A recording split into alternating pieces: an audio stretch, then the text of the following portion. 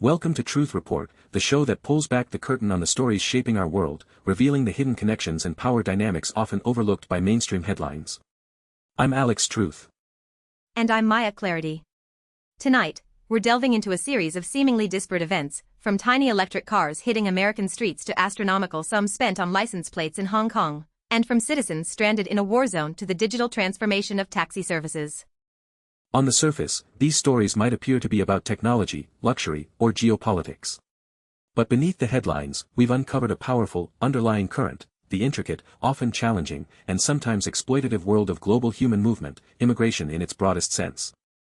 We'll expose how these events, whether by design or by consequence, profoundly impact how people move, settle, and integrate across borders and within societies, revealing the beneficiaries and the often forgotten casualties of these shifts.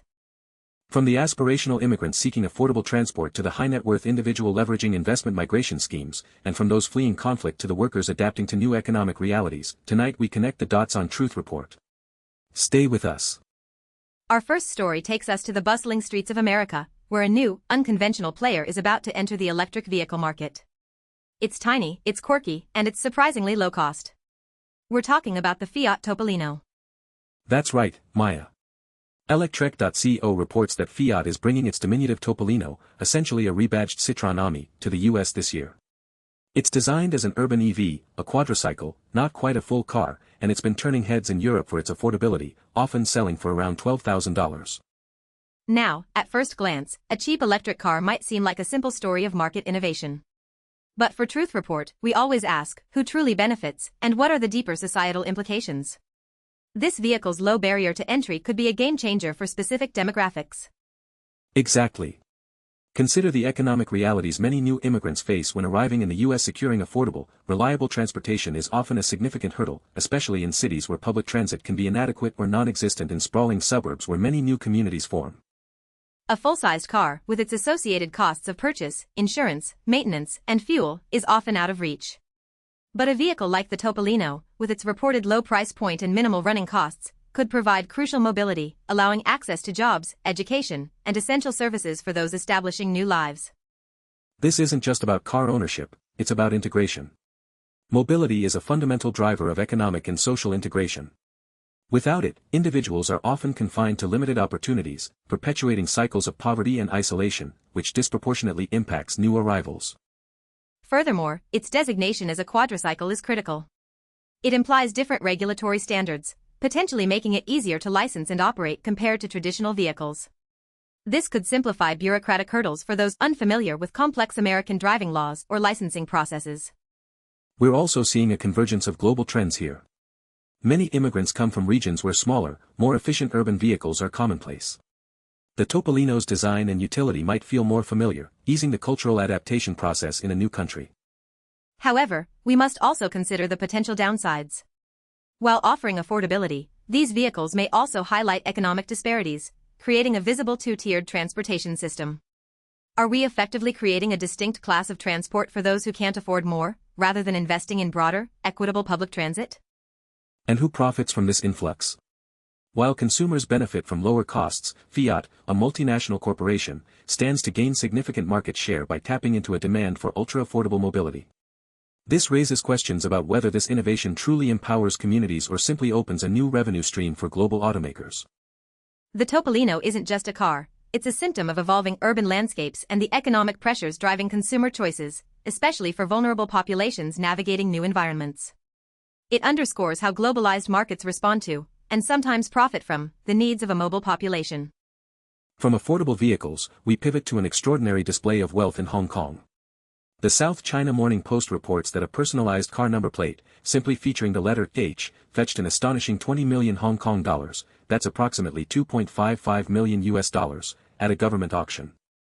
This is not just a high bid, Alex, it's 4,000 times its reserve price, making it the fourth most expensive plate ever sold in Hong Kong.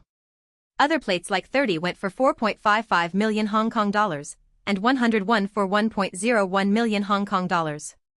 These aren't just numbers, they're potent symbols of status and extreme wealth.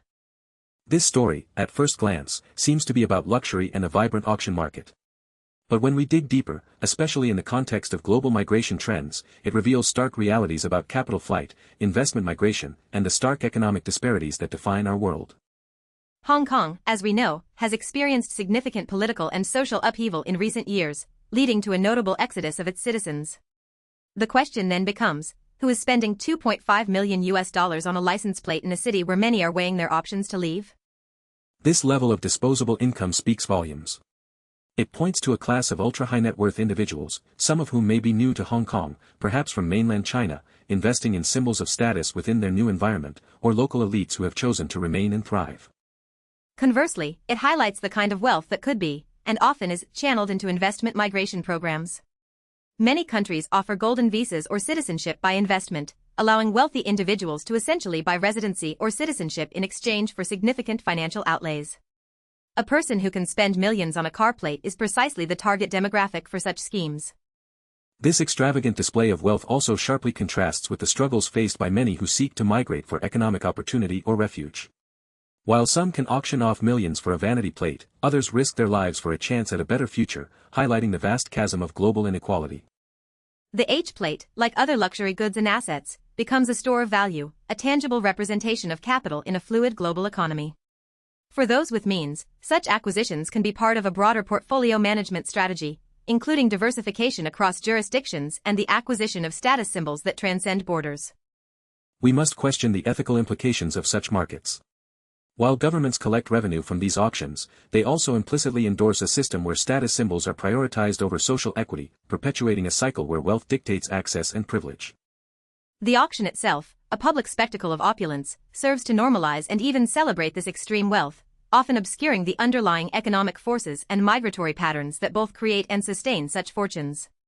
It's a stark reminder of who holds power and influence in global cities like Hong Kong.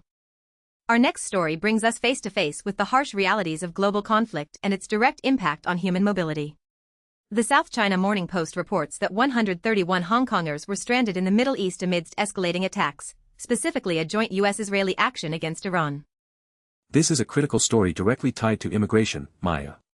The Hong Kong Immigration Department confirmed that all residents who inquired about their situation and flight arrangements were in safe locations as of Sunday morning, coordinating with the Office of the Commissioner of the Ministry of Foreign Affairs in Hong Kong. The word stranded immediately signals a halt in movement, an involuntary pause in an individual's journey, which is a fundamental aspect of migration. Whether these individuals were tourists, business travelers, or long-term expatriates, their ability to move freely was abruptly curtailed by geopolitical events. This incident underscores the profound vulnerability of global travelers and expatriates in an increasingly unstable world. When international conflicts ignite, people often find themselves caught in the crossfire, highlighting the urgent need for robust governmental support and repatriation efforts for their citizens abroad. The quick response from the Hong Kong authorities and their coordination with Beijing's Ministry of Foreign Affairs is a crucial example of a government's responsibility to protect its citizens overseas. This function, often performed by immigration or foreign affairs departments, is a cornerstone of national sovereignty and international relations. We must also acknowledge the broader context, the escalating tensions in the Middle East. Such conflicts not only endanger travelers but are primary drivers of forced migration, creating refugee crises and displacement on a scale far larger than the 131 individuals in this report. This incident is a microcosm of a much larger, global issue. For Truth Report, it's vital to dissect who benefits and who loses in such scenarios. The citizens benefit from governmental intervention, but they lose their sense of security, their travel plans, and potentially face significant emotional and financial costs. The conflict itself, of course, creates immense human suffering and instability. The power dynamics here are clear. Individuals are at the mercy of nation-states and their geopolitical maneuverings. The decisions made in Washington, Jerusalem, or Tehran directly determine the safety and mobility of ordinary citizens, reinforcing the precariousness of human life in a conflict zone. This situation also highlights the interconnectedness of our world.